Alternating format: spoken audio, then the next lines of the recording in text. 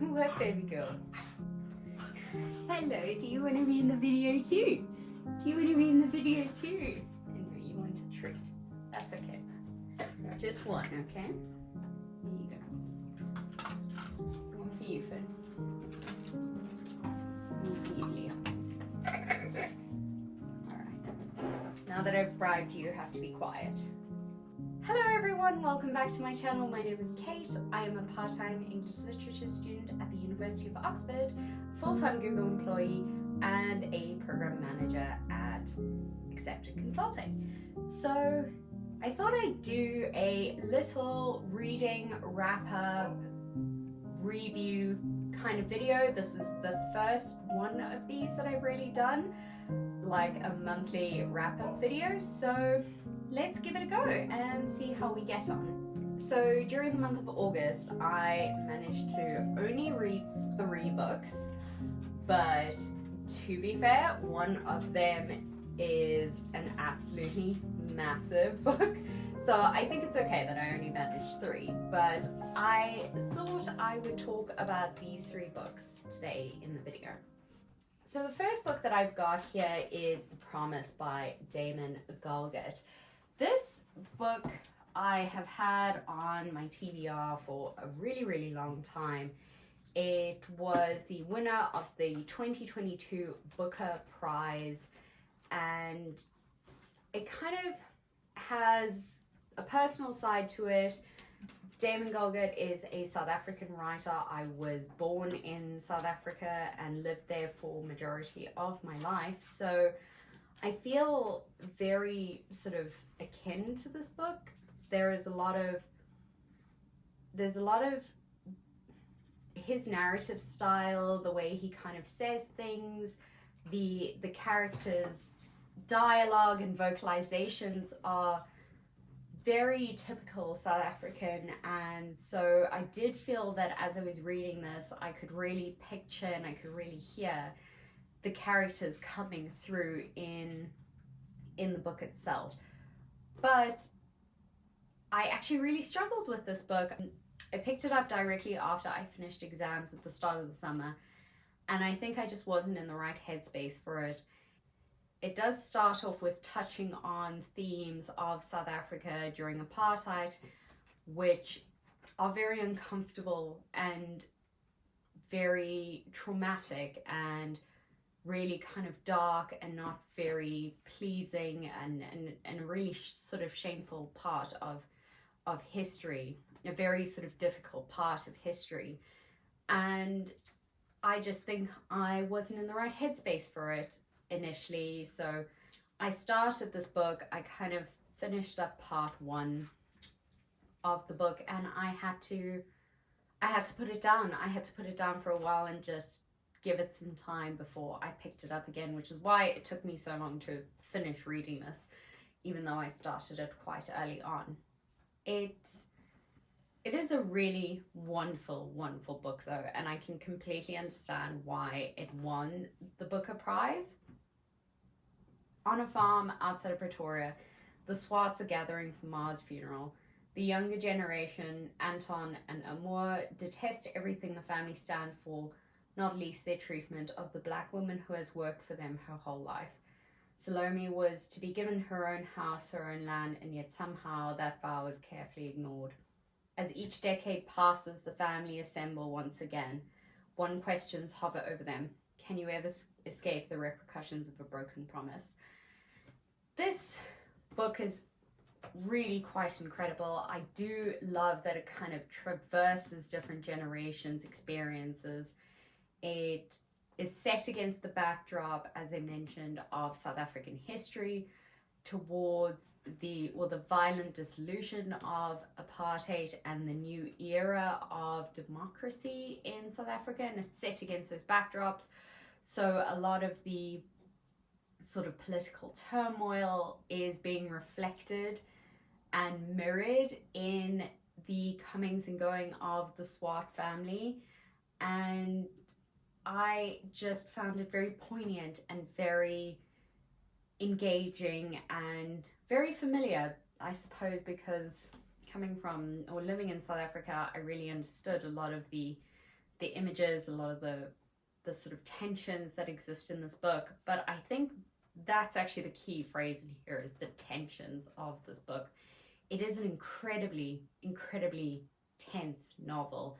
And from the get-go, you are immersed in this idea of sort of an uncomfortable, slightly off-balance atmosphere. And it's really interesting to go through that and to experience those sort of emotions with the family itself, and as the younger generation whose mother passes away really, really early on in the family's sort of youth, or the generation's sort of youth, all of a sudden you're starting to see children question their parents, question why things are the way they are, and it's really quite profound. I felt that the book really encapsulates a lot of dynamic characters, dynamic sort of relationships, very differing relationships. Like, I never felt bored by any of the characters, even though some of the characters I really didn't like, but I never felt bored by them. I felt they were incredibly rounded and complex and developing, which was really quite fantastic. Would I reread this book? Possibly not. As I said, I found it very triggering. I found it very sort of trauma-filled, but I do think it's an incredibly brilliant book. I would love to know from anyone who has read this book, who is not from South Africa, what they thought of it. Because I kind of wonder whether some of the language, some of the sort of colloquialisms, or the slang that's used in the dialogue is missed. So please do let me know about that. One thing I absolutely loved about the prose style in this book is the lack of quotation marks.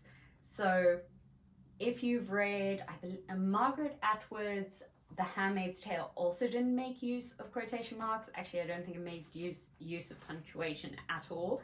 This at least still uses punctuation, but it does not make use of quotation marks. So as you're going through the narrative and through the prose, you're unsure about whether what is being said is being thought or being said out loud. And I thought that was so interesting, because essentially there is always that distinction between what we say and what we maybe think in our head about saying. And I think that adds to this idea of tension that kind of continues through the narrative line of this book. And I thought that was pretty ingenious. Such a small thing in a narrative structure, but really quite brilliant, and definitely adds to the atmosphere of this book. So definitely would recommend, probably like a 3.5, 4 out of 5 stars. I don't really like giving star reviews because I don't think that always encapsulates the true sort of view of a book, but I think it is a really great read. Really happy with it. Glad I finally read it. Would recommend 100%. So the next book that I read during the month of August is Annihilation by Jeff Vandermeer. Also, this and The Promise were both on my summer TBR list. I will leave that video up somewhere in the corner for you to have a look at.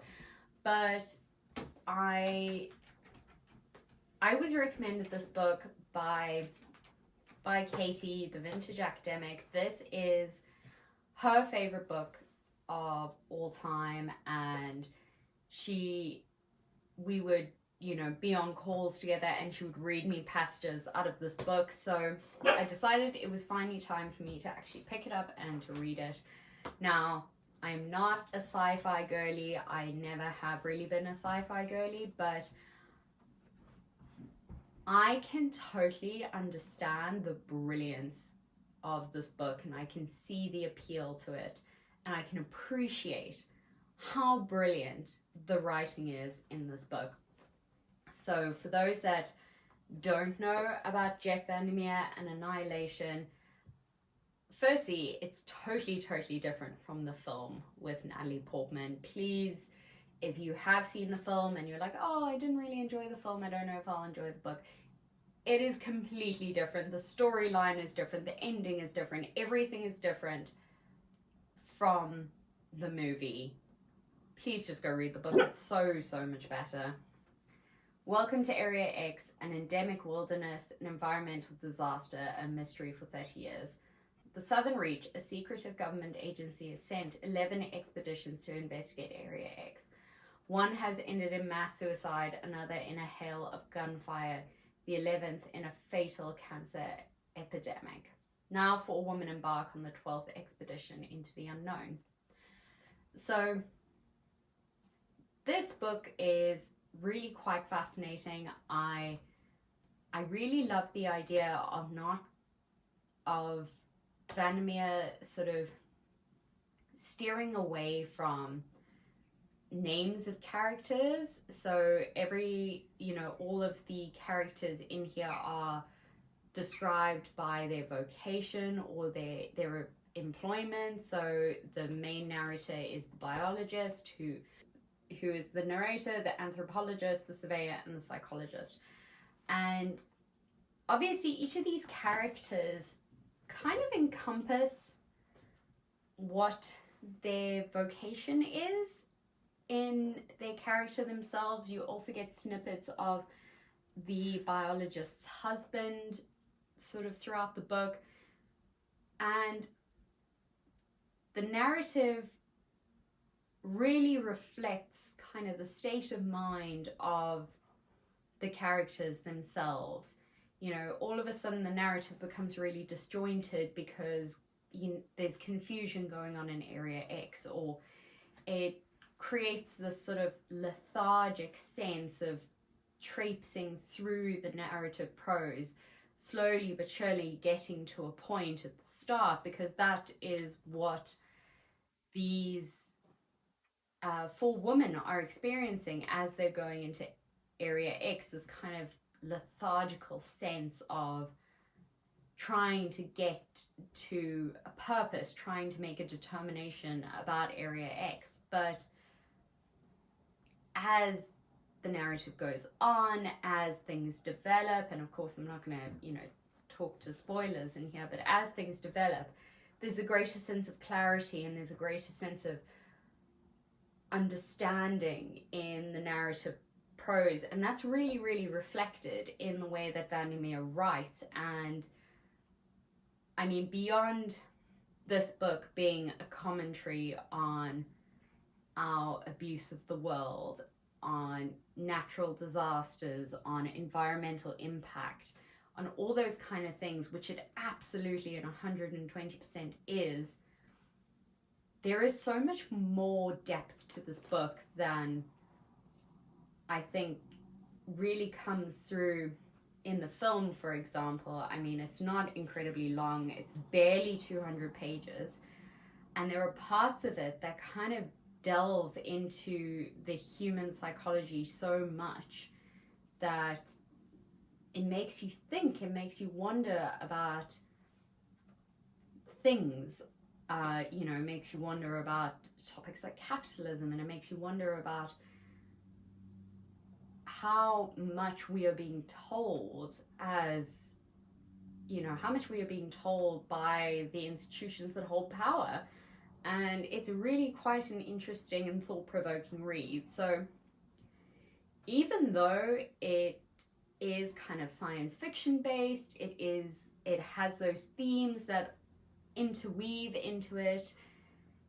Firstly, it's not that scary a book. Initially, because I am the biggest wimp in the entire world, I was nervous to read it because I was like, oh, I get scared so easily. It is not scary. There are a few sort of like very tense moments, but it is not scary per se. And it's certainly not something that will like haunt you, but it will haunt you in a different way. It will haunt you in your thoughts and in questioning your ideas and your ideologies.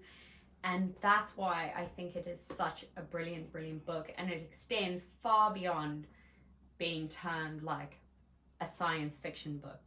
I think when I went to go and buy this book and it was in the science fiction section, like, I get why it's labeled as that, but half of the issue I have with labeling books in particular ways is that it's actually so much more than just a science fiction book or a science fiction story.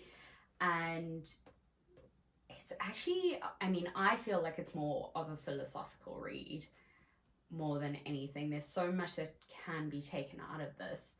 So yes, highly recommend to everyone. Will I pick it up again? I don't know. Maybe I will. Maybe now I know what happens, I would be really interested to reread it and see kind of what little bits I pick up as I reread it. As I say, it's not a very long book at all. It's, you know, barely 200 pages. But I would be interested in maybe reading books 2 and 3, Authority and Acceptance. I wonder if they continue the story. I think I'll have to explore that a bit more, but I did really, really enjoy this book, and I'm very glad I read it. So thank you, Katie. Wonderful, wonderful suggestion. The final book that I read, and these are copies of the same book, is an ARC that I got sent by Tramp Press. So if you guys don't know, Tramp Press is an Irish independent publishing house that is sponsored by the Arts Council of Ireland. So they really only publish books that they obviously really believe in. And the last Tramp Press book that I read was A Ghost in the Throat, which, if you don't remember, it was one of my top 5 reads of this year. I will leave the link to that video in the corner. It's a publishing house that I really want to explore more. I really like the idea of these independent publishing houses that are sort of subsidized so that they can really be particular about the books that they publish. But nevertheless, I got sent this ARC copy from Tramp Press of Fayne by Anne-Marie MacDonald, and I have to say, it's another 5-star read for me. At the end of the year, when I wrap up all my top reads of the year, this book is going to be on that list. It was absolutely, absolutely incredible. And not just because I got sent the ARC, because, I mean, when I went to the book launch, I bought an actual copy of the book, and Anne-Marie MacDonald was so kind enough to sign both copies for me, which I feel really, really privileged to have met her and to have spoken to her. It really was quite a special day, and I think this is just the epitome of the everything book. If you are a fan of the Gothic novel, if you are a fan of the Brontes, if you are a fan of anything Victorian literature, if you are a fan of feminist books, if you are a fan of, you know, gender diverse books, if you are a fan of thrillers or mystery novels or something to that effect, if you are a fan of landscape novels, of nature novels, of family drama novels, then this book is for you in every way, shape, and form. It is such an incredible read. It is so all-encompassing, and despite its size, because it is quite a hefty book and it is quite long, let's see how many pages it is. 729, so 730 pages, almost 800 pages. This book, let's say 700 pages, let's round down. This book honestly went by far too quickly for me. You are hooked from the first couple of pages with this book. It is so incredible. It just draws you in. The characters are so sort of well developed. Charlotte Bell, who is the main character in this book, is so likable. You want to be able to see her achieve her dreams of going to university and to study, which during the time that this book is set is completely unheard of. Well, not completely unheard of, but it's very rare that women would be sent to university to study, let alone in the sciences, which is what she wants to do. But this book is just, it is just everything. It is just everything. You are left guessing until the last minute. It kind of leaves you at the end with this sense of fulfillment, completion, full circle moments. I mean, I've mentioned this before in a couple of my other videos, but I hate the endings of books. I never feel like they're well done. I always feel like they're rushed. I always feel like the author is just ready to kind of give up on this book and so doesn't pay much attention to the endings. Nor do editors. Maybe that's just my opinion, my thought, but I really struggle with book endings. I never feel like they're really great. The Promises ending was okay. Annihilation's ending was also okay. It didn't leave me with the sense of completeness. This book's ending not only left me with the sense of completeness, but it left me with the sense of understanding, fulfillment, comfort, peace. And I think it's so great the way that it has been written. It's incredibly atmospheric in its writing. Anne-Marie MacDonald has done so much to this book to make it feel like you are in the moorlands of Scotland, living with the Bell family, experiencing the cold winters in the Bell house, in the castle that or the estate that they own, that you are traipsing through moor mud, that you are in this kind of foggy atmosphere where nothing is really clear, everything's a bit hazy. And as the book develops and she kind of goes into her womanhood, her identity is questioned, and it's fascinating. It really is quite a fascinating book, and I loved every single moment of this book.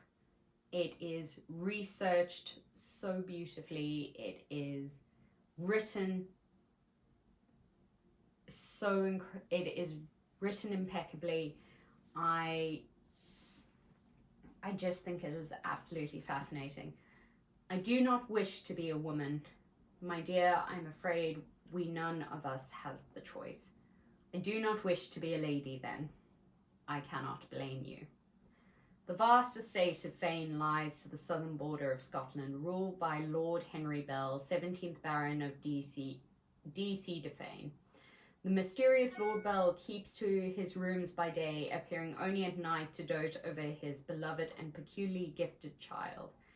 But even with all her gifts, intelligence, wit, strength of character, can Charlotte overcome the strict boundaries of contemporary society and establish her own place in the world?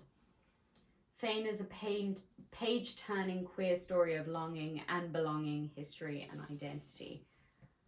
I think everyone needs to read this book. I know it's long. I know it's a big book for some people. But it is one of the best books that I have read this year, possibly ever. And yeah, if anyone wants to borrow one of my copies, please do let me know. If you're in Dublin, give me a shout. I will happily lend you one of my copies. Right, everyone, that is it. I'm done talking about books for today. those are the 3 books that I have read in August. I have dived into the last bit of my summer TBR for September, so I'm currently reading The Vegetarian and Jonathan Strange and Mr. Gnarl. So I've got those 2 left from my summer TBR list to finish. Now in September, it's technically autumn. We're bending the rules a little bit, but I think it's going to be good. I'm also focusing my reading on my upcoming masters, so I have a lot of reading that I'll be doing in September, and we will meet back then to discuss what I have read in September. I hope you guys have enjoyed this video. If you have, please thumbs up, like, subscribe. You have no idea how much it helps my channel. It really does just do wonders, and it costs nothing, so I really do appreciate your support, and I hope you all have a wonderful day further. Thanks, bye.